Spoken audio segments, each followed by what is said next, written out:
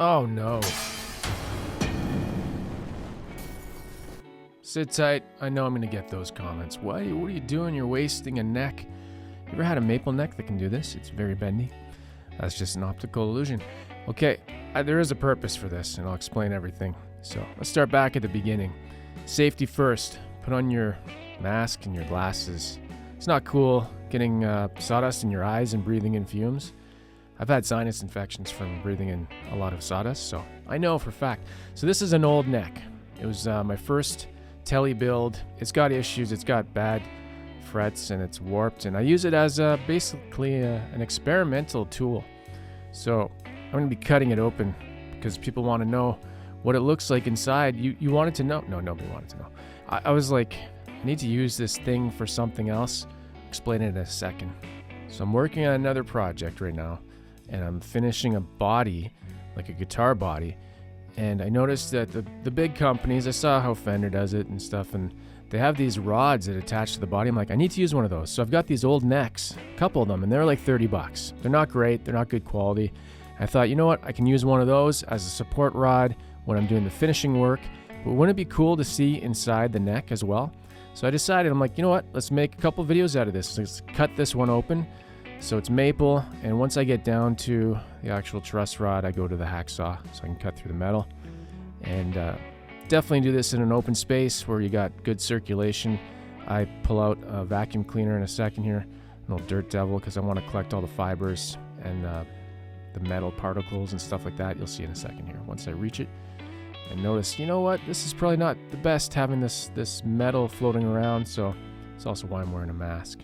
So yeah, I'm not wasting this neck. This neck is getting a new life. It had a previous life on a guitar, and that life ended, and it's been sitting on the floor or in a closet or something for years, and now it's getting a new life. It's going to have a new purpose. I found this new interest in finishing a guitar body for a project I'm working on. I'm doing a kit.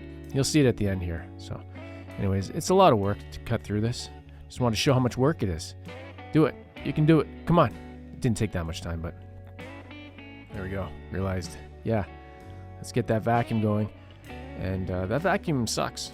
It's not great, but you know, it's doing its job, sucking up the dust and the little metal filings that are coming out of this truss rod. I don't know what kind of metal that is.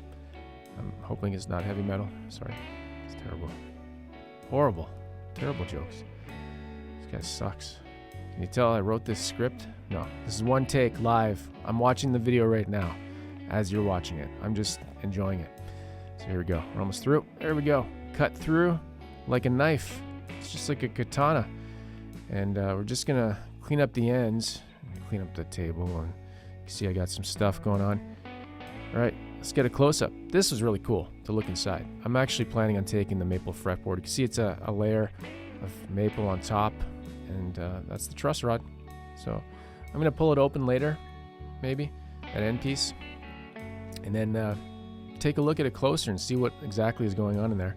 Pry it open and do whatever I want to do with it. But yeah, so you're probably like, what do you mean you're going to use that as a hanger? What are you talking about?